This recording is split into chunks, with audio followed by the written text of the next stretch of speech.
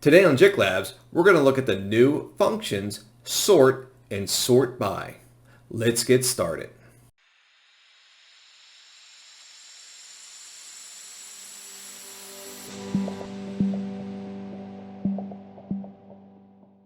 Now that you have Excel open and ready to go, you're going to see that over here in columns A through C, we have a couple of fields with data pre-populated, names, people's ages, and the state in which they reside. And what we're going to look at today is the sort and sort by functions built into Microsoft 365 or Excel 2021 or all the newer versions of Excel thereafter. So what sort is going to do for you is going to pretty much does exactly what it sounds like it's going to do. It's going to take an array of data and sort that array for you. So for sort, let's come in here and equal sort. Open those parentheses. Our array, right now we're just going to look at the names. And we're going to highlight A3 to A9 to cover all those names. Our sort index will be 1.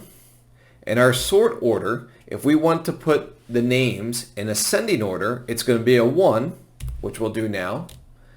And hit that. We can see here that we have a 1 in this field. If we come in here and make this a -1, it means that again, it will sort in descending order, which we can see here. But for right now, we want to leave it as sorting in ascending order. And there we go. Again, with let's add in a couple of columns here. So keep in mind, if we do this again, sort, and our whole array is here, we can say 1, 1, close those parentheses, and Excel will carry over all that data. Just for our first example, we only were sorting by names, but if you include the whole array, Excel will bring all that over for you. So let's back that out. We just didn't include that because we were just showing you sort on a name basis or any data that you have. So what is sort by? Since we just sorted by name, well, sort by is just as exactly what it sounds like. It's going to sort by a couple of different things for you. Think of it as the differences between sum and sum if s. You can build in more criteria by sort by to allow it to sort by multiple criteria. What we're going to look at is we're going to sort first by state, and then we're going to sort by age. So we're going to come in here just like we would, sort by, and our arrays. Now we're going to include everything just as we briefly showed you. Now we're looking for the array that we want to sort by first. So we're going to select state, and same as before, 1 for ascending and -1 for descending. So we want them to be in ascending order. So we're going to enter that 1, hit comma, and again, what is the second array you want to sort by? Well, we're going to go by age, but we want that to be oldest to youngest, so we're going to put in the -1 here. Go ahead and close out those parentheses and let Excel work its magic. Well, we can see Robert is going to be first, and we only have one state with duplicates, Frank and Sophia, and since we're sorting age, oldest to youngest, we can see that Frank is listed first and Sophia is listed second.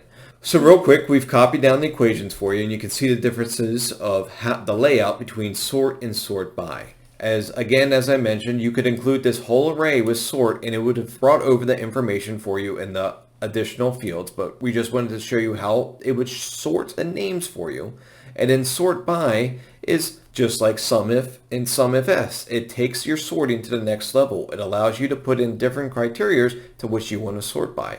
In our example, highlighted all of our data A3 to C8, and then we entered the comma, and then it says what do you want to sort by? Well, we selected C3 to C8, and then a comma, and then 1 says we want to sort in ascending order, comma, and then we sorted by age, and B3 to B8. That -1 signifies we want to sort in descending order. So now you'll see that for Maryland is the only case with the duplicate that Frank is listed before Sophia. So that was a very quick example of sort and sort by available in Microsoft 365 as well as Excel 2021. And I know what you're thinking, Josh, autofilter is already available in previous versions of Excel, and I could do exactly what you just showed me here with that list. And I'm going to say you are correct. But the sort and sort by allows you to bring this data to a different tab or a different sheet and allows you to have a whole new array of data. That way you're not messing up your original data. Thank you for watching. Hopefully you are now sorted as to what you can do with sort and sort by. We'll see you all next week. Thanks for watching.